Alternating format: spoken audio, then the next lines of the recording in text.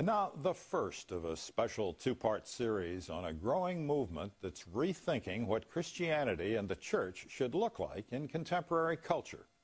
Some call it the emerging church, some say it's emergent.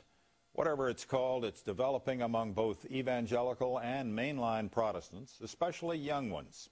For some it's confusing. It's also controversial, as Kim Lawton reports.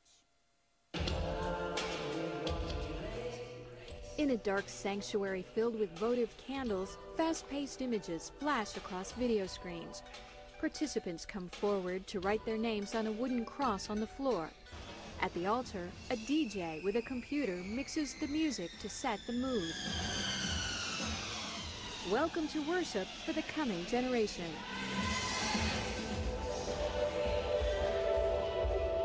More and more Christians say the usual ways of doing church no longer resonate in a contemporary postmodern culture. Seeking to fill the gap, a growing movement called the Emerging Church is developing new forms of worship and theological questioning for a new cultural context. Christianity is just simply not a stagnant belief. And I know that that comes as a very hard concept for some people to put their minds around or for people to accept. But Christianity has never been stagnant, and it has never been about uniformity. But critics fear some parts of the movement may be heading in a dangerous direction. You keep moving farther out and farther out and farther out until the whole cultural shift that is sometimes characterized by the label postmodern begins to domesticate what the Bible is actually about. And at that point, it becomes more than troubling. It becomes really a threat to historic Christianity. The emerging church movement began several years ago as a conversation among evangelical Gen X leaders who were alarmed at church dropout rates among 20s and 30s. About the same time, a pastor from Maryland, Brian McLaren, began writing about what he saw as a growing disillusionment with the way evangelical Christianity was being practiced. So it's very exciting coming together of some of these younger leaders and some of us a little bit older, saying this is our world and this is the future, and the Christian faith and our individual churches, we've got to engage with it and deal with it. They formed a loose network named Emergent to discuss what it means in today's world to follow Jesus and to reach out to others. Their discussions exploded over the internet, especially through several lengthy and ongoing blogs. The network now sponsors national conventions and offers resources, but emergent leaders still resist becoming institutionalized. Many vigorously deny that it should even be called a movement. Call it what you want, the emerging church is having a big impact across denominational lines, but there are no easy labels. Participants have called themselves postmodern, post-conservative, post-liberal, post-evangelical, and post-Protestant. Professor Scott McKnight of North Park University in Chicago is closely monitoring the emergent conversation and its participants. It can't be simply defined, it can't be simply categorized, and it's causing no end of frustration for people who would like to have tidier boxes. This is the way they want it because they believe the gospel should have a local expression. Solomon's Porch is an emerging church that began 6 years ago in Minneapolis. Its pastor, Doug Padgett, was one of the early emergent leaders. The church meets in the round and has couches and recliners instead of pews. When you sit on a couch as opposed to a bench or a pew or something else, you just sort of have this sense that you're supposed to talk to that person because who do you sit on a couch with other than a friend? And so it implies a relationship. Why do you worship this way in the round as opposed to, a more traditional model, which is everybody looking forward? We're trying to say something about where power lies in our community.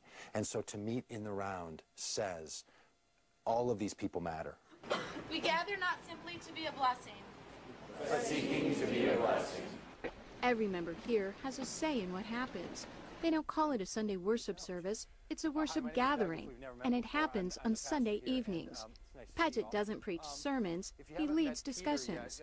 No question is off limits. There's a sort of a comfort in knowing that, one, I don't have to have the answers, and that there aren't necessarily answers.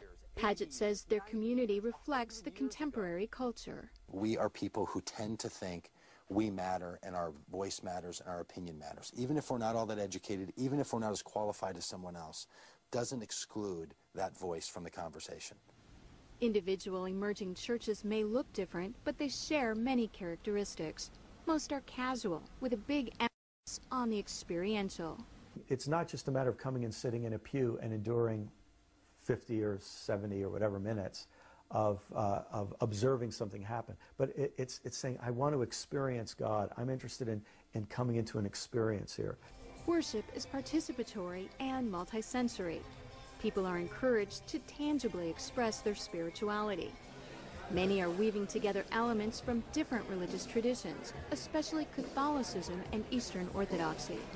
Some are discovering medieval mystical practices, such as walking the labyrinth, but adding decidedly modern twists. It's a pick-your-own-mix approach that also stresses community and social justice. More and more of us are feeling that if we have a version of the Christian faith that does not make us the kind of people that make this a better world, we really want no part of it. There are similar practices in mainline Protestant churches, such as Cornerstone United Methodist Church in Naples, Florida. There, a blue jeans-wearing, electric guitar-playing minister leads a lively service that combines United Methodist tradition with high church liturgy and a Pentecostal flavor. I joke around in saying that I'm more of a Catholic-Costalite than I am a United Methodist. And I think that's because each of those traditions has added so much to my faith experience and my growth. Historian of religion Diana Butler Bass has studied mainline congregations. These mainline churches are as dissatisfied with their bureaucratic structures and their denominational structures as these emerging evangelicals are with the traditional patterns of setting up evangelical congregations. So they're on both sides of this conversation. They're reaching towards new kinds of structures. And it's more than just worship styles. Some, but not all in the emerging church movement, are urging profound theological reassessments.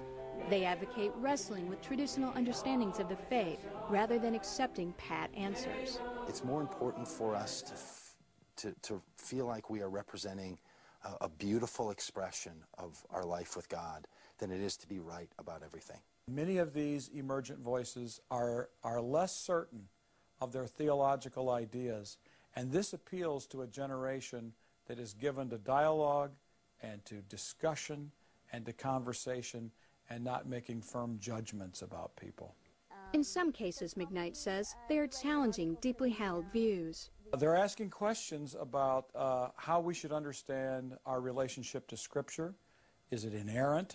Is it true? They are asking questions about what we should believe about the afterlife.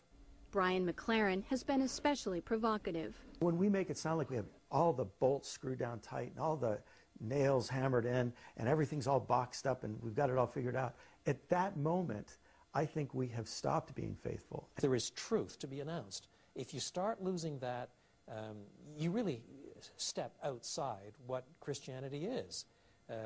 The gospel is something to be taught and to be believed. It is not something simply to be experienced. Professor Don Carson of Trinity Evangelical Divinity School in Illinois is among the evangelical leaders troubled by some emergent ideas. His new book critiques the movement. Some in the emerging movement, so influenced by postmodern sensibilities, find any mention of truth, objective truth, angular or offensive. It might sound intolerant. Emergent leaders say because the spectrum of their beliefs is so diverse, it's impossible to make sweeping judgments. Tony Jones, Emergent's new national coordinator, is not concerned by charges of theological sloppiness. Is it more sloppy than what a systematic theology professor does, sitting in his tenured chair typing up a book on the doctrine of the atonement? Yeah, it's messier than that, but that's, I think, theology as it works itself out in the lives of human beings who are kind of scratching and clawing their way to try to follow Jesus on a daily basis. It's a messy endeavor, and I embrace that messiness. Still, even sympathetic observers say the movement faces big theological challenges. I understand that many of them want to ask good questions, but for things to be Christian means that there are answers and there are limits to what those answers can be. There are also questions about the extent to which the emerging church conversation will push out beyond a white middle-class movement to become truly diverse and global, and whether it will have a lasting spiritual impact. The emerging church is a place of conversation and dialogue and movement. Where that's going to go, we don't know. We're figuring this out together. We don't have an agenda of what it looks like at the end of the road. We just want to gather up people on this road who want to go together on it.